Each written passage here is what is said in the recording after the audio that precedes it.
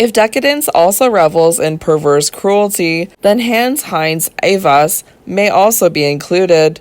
Evas was also associated with Munich. He had appeared in cabaret there, where his grotesquely satirical humor had been exploited to the full.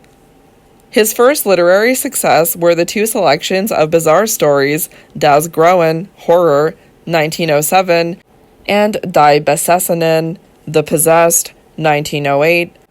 The novel Der Zauberlehrling oder Die Teufelsjäger, The Sorcerer's Apprentice or The Devil's Huntsman, 1909, shocked by its horrifying orgiastic scene in which a pregnant girl is crucified and her unborn child transfixed by a pitchfork. The second novel, Alran, Die Geschichte eines lebenden Wesens, Mandrake, The Story of a Living Creature, 1911, was immensely popular. A girl is born from the seed of an ejaculating victim of an executioner, which is implanted in a prostitute named Alma Rune, the pun is untranslatable, in a nearby hospital.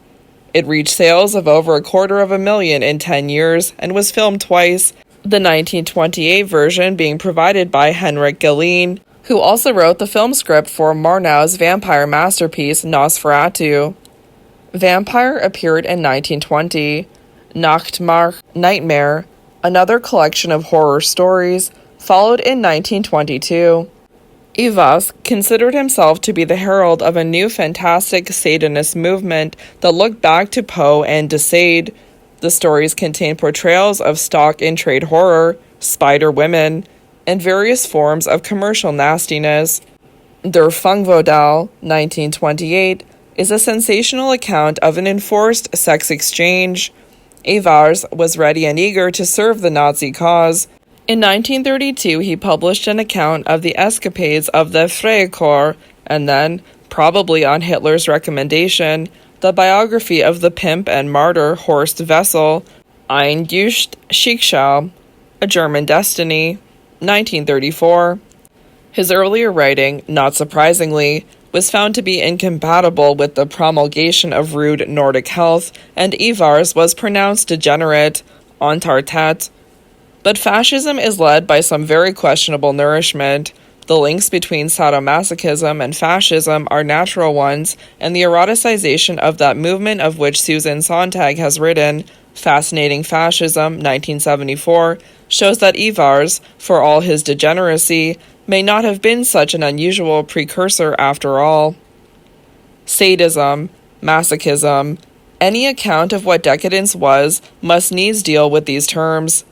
The writers of French decadence, as Mario Praz has told us, were well aware of the divine marquis, and cruelty and perversion abound in Huysmans, Octave Mirbeau, Jean Laurent, and others. Our concern here is with Leopold Sacher-Masoch, whose relationship with decadence is oblique, but whose name, thanks primarily to Richard von Krafft-Ebing, is redolent of an eccentric and perverse sexuality. This Ruthenian writer published his best-known novel, Venus in Pells, Venus in Furs, in 1869, some 15 years, that is, before A Rebours. It was meant to be part of a cycle known as Das Vermächtnis Cains, the legacy of Cain. The brutality of de Sade is rarely found in Sacher-Masoch, who prefers the fetish, the artificial and the blurring of the human and the image, the statuesque and the atmospheric. The shrill confrontation of light and darkness in de Sade's castles gives way to hotels, sanatoria, and heavy curtains where Venus Wanda holds sway. Sacher-Masoch was feted by the literary establishment when he visited Paris in 1886, and certain of his stories, including Femmes Slaves, were published in 1889 and 1890 in La Revue de Deux Mondes. Rachel's Monsieur Venus, a novel which, on its appearance in Brussels in 1884, was greeted by a fine of 2,000 francs and a 2-year prison sentence, owes much to Sacher-Masoch. The heroine, Raoul, delights in humiliating Jacques, her ostensible lover. After his death, she transforms him into a wax doll in which his hair, nails, eyelashes, and teeth have been implanted. Sacher-Masoch is in the curious situation of having his work virtually ignored, whilst his name became universally known and vulgarized. There is no reference in German decadent literature to his work. A later echo, however, is found in Franz Kafka, particularly in his masterpiece Die Verwandlung, The Metamorphosis, with its picture of a lady in fur, the name Gregor, and numerous punishment fantasies. Kafka's fearful machine in Der Strafkolonie, The Penal Colony, may also have its precursor in Sacher-Masoch's Young Brunnen, The Fountain of Youth, whose heroine uses an iron virgin to torture her lovers. The tension between debility, power, and desire was one which Kafka well understood. In 1874, Sacher-Masoch published a somewhat titillating account of the depravities and perversions of Viennese aristocratic ladies in Die Maskulinen Wiens.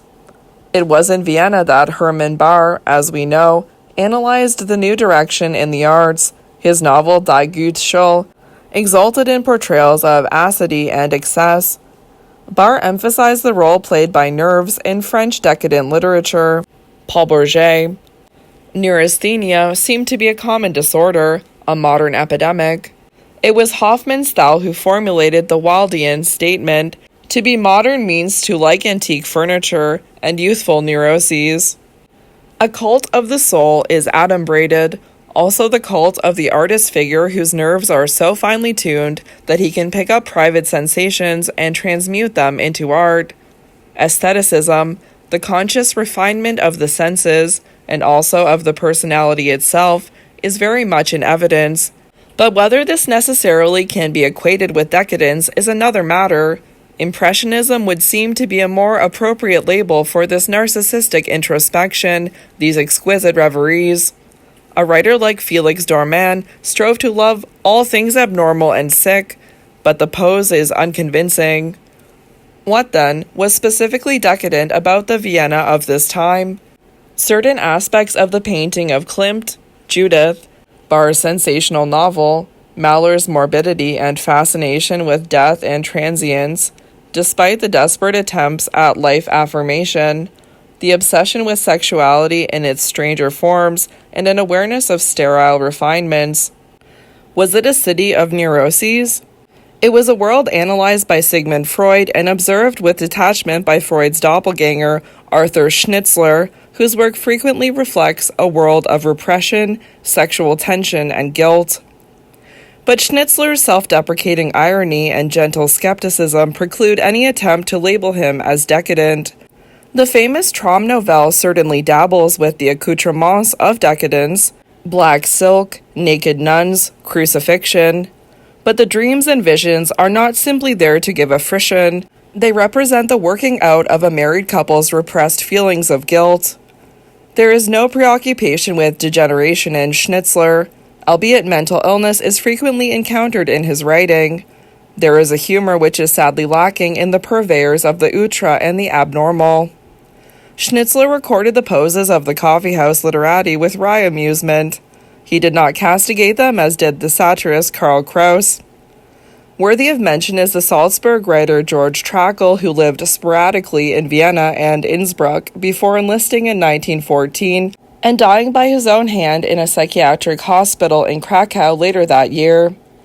Trakl was much indebted to the French in his early poetry. In the prose narrative Verlassenheit, Desolation, with its portrayal of the Count who silently awaits his own dissolution, brings Roderick Usher forcibly to mind, Poe-filtered, as it were, through Mallarmé.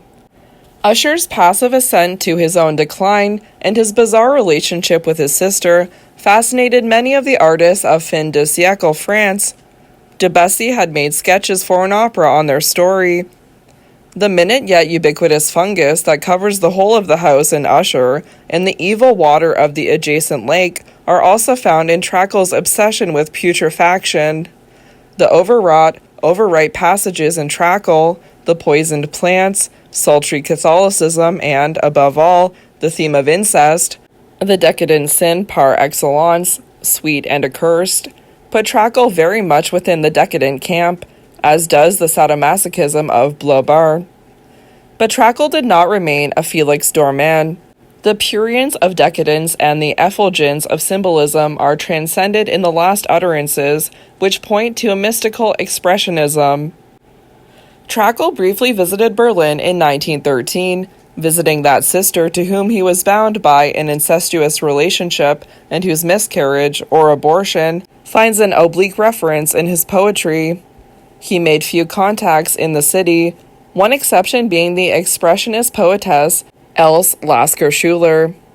She would later become closely associated with Expressionism, marrying George Lewin in 1901 and renaming him Herwarth Walden. But she was also aware of fin de siècle preoccupations and delighted in neo-romantic exoticism. Peter Hill, arch-bohemian and vagabond, called her the dark swan of Israel, a Sappho whose world has disintegrated. Hill collapsed on a Berlin railway station and died in a nearby hospital in 1904. The novelette, Herodias, is a genuflection towards the Salome topos, which had always haunted the decadent imagination, from Gustave Moreau to Oscar Wilde, and Oscar Panizza, who depicted her as the devil's consort, and the mother of all conquering syphilis.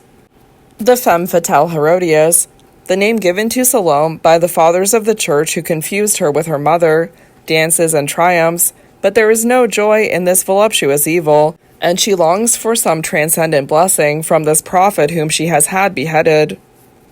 Trakel's early sketches, Barabbas and Maria Magdalena, share the predilection for Oriental barbarism. Hill had also attempted at Cleopatra and a Semiramis. Cruelty and exotic religiosity are very much part of the decadent stock in trade. Another poet associated with Berlin is George Heym, drowned in a skating accident in the Wannsee in January 1912. Heym is acknowledged to be one of the most talented among the early Expressionist poets, but is represented here by Dissection, The Autopsy, a remarkable piece of poetic prose which finds beauty in viscera and feces, and a mystical rapture in the laceration and surgical dismemberment of flesh. Heym, a great admirer of Baudelaire, that poet who, as was mentioned, had accepted and embraced the epithet decadent, may have been drawn by his reading of the French poet to Edgar Allan Poe, particularly the colloquy of Manos and Una, and its memorable lines, "I appreciated the direful change now in operation upon the flesh, and, as the dreamer is sometimes aware of the bodily presence of the one who leans over him, so, sweet Una, I still duly felt that you slept by my side. The dead man's mind is still filled with the dream of love." It has been claimed that The Autopsy somehow parodies the morbid aesthetic cult of death at the turn of the century. Heym's tour de force is more probably an extension of diary entries, June 1908, where Heym identified himself with the first dead person he ever saw, imagining that he himself were dead, his head still filled with what he called his year of love, for Heidi Wiebenfels, with whom he associated red poppies. Heym's horrified fascination with death reverberated throughout his whole work, and The Autopsy is a brilliant evocation of the repugnant and the poetic. It is obviously erroneous to think of Berlin simply as the city of naturalism and later expressionism. Writers like Hill and Scheerbart, an eccentric precursor of dadaism who died an alcoholic in 1915, exemplify quite different attitudes. And in the work of Stanislaus Przybyszewski, we find what is probably the most extreme form of writing in which decadent themes, plus a lurid Satanism, excel even the practitioners of Paris. In the 1890s, there stood at the corner of Unter den Linden and the Wilhelm Strauss a wine bar advertised by a sign depicting a Bessarabian wine skin. August Strindberg renamed it Zum Schwarzen Ferkel, the Black Pig, and it became a meeting place mainly for the Scandinavian artists of that city. Into this milieu came the German-speaking Pole Stanislaus Przybyszewski, arch-bohemian and self-styled Satanist, together with the fascinating Dagny Jewel, painted by Munch, married by Przybyszewski, and later murdered in a hotel room in Tiflis. Przybyszewski had intended studying architecture but abandoned this and turned to psychology and medicine before devoting himself entirely to literature, settling in Friedrichshagen and mixing freely with the writers and artists who had settled in that suburb. The impression that Przybysowski made was one of a febrile and demonic bohemian, obsessed with a tormented and lubricious sexuality. Zur Psychologie des Individuums concludes with a paean of praise to ecstasy, the rapture of sex, and the acceptance of pain. In De Profundis, the emphasis is upon the psychopath and on those whom society rejects as sick.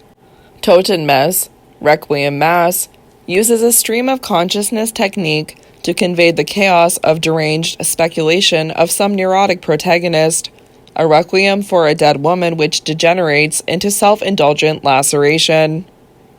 In later life, Przybysowski, in a moment of exaltation, felt a perverse pride in that Peter Altenburg had claimed that he, Przybysowski, was a murderer because Otto Weininger had committed suicide after reading Totenmesse.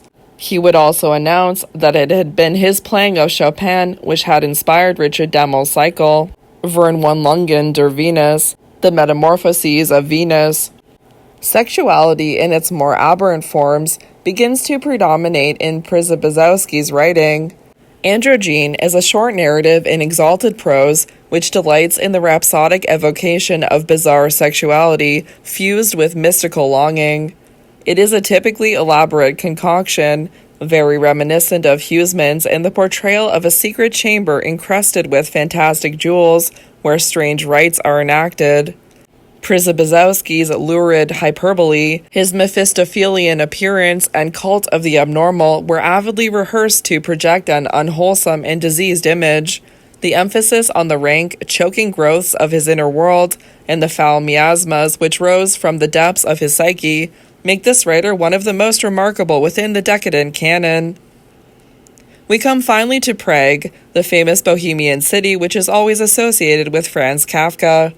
But Kafka stood aloof from the eccentricities of young writers such as Paul Le Pen, wishing, despite the echoes of Sacher-Masoch, to write in elegant and pellucid German without excrescences and convolutions. Prague is also the city of the golem and the old Jewish cemetery, of dark corners, alleyways, and courtyards shot through with legend and fantasy. Gustav Meyrink is its narrator and Alfred Kubin its illustrator, the former's novels and short stories being inextricably associated with supernatural horror.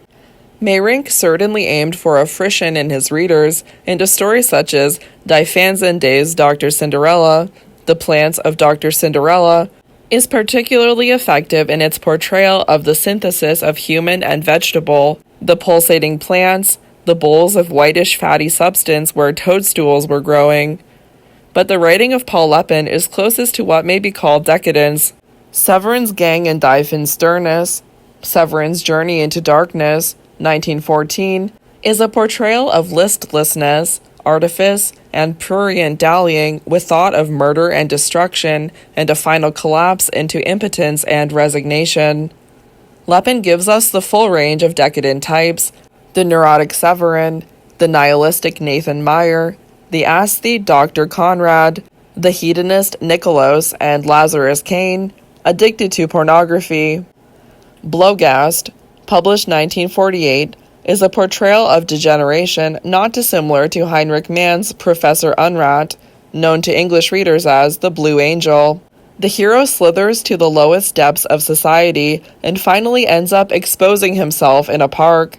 He also earns money in bars by imitating animal noises and delighting the drunks of both sexes by masturbating. Lepin is very much of his time in his descriptions of boredom, futility, and laxity, which are only relieved by thoughts of violence and lurid sensationalism.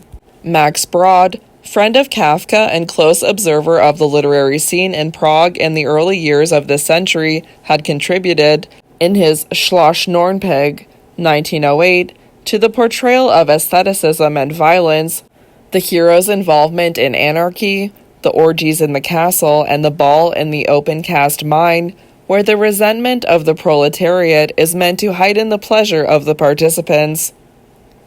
The cult of violence in decadence, when linked to the antics of the futurists, would produce an atmosphere of instability both fascinating and disturbing. To be decadent, then, meant to draw sweet, morbid sensations from the contemplation of dissolution, to prefer the artificial and the unnatural, to tend towards a sterile aestheticism, to flirt with cruelty in an attempt to rouse a flicker of interest, to dabble in febrile mysticism or in immortality with deliberately satanic overtones. There is much of the poète maudit about its practitioners, much of the young man's defiance and extravagance, an exhibitionism which prefers the poisoned tinctures to more wholesome fare. But a drop of poison, we are told, can improve the health of an organism, just as an exotic spicing can improve the taste of the blandest offering. Munich and Vienna, Berlin and Prague provided much that was unsettling, and the livid phosphorescence of decadence can still be enjoyed in these later, more rebarbative times.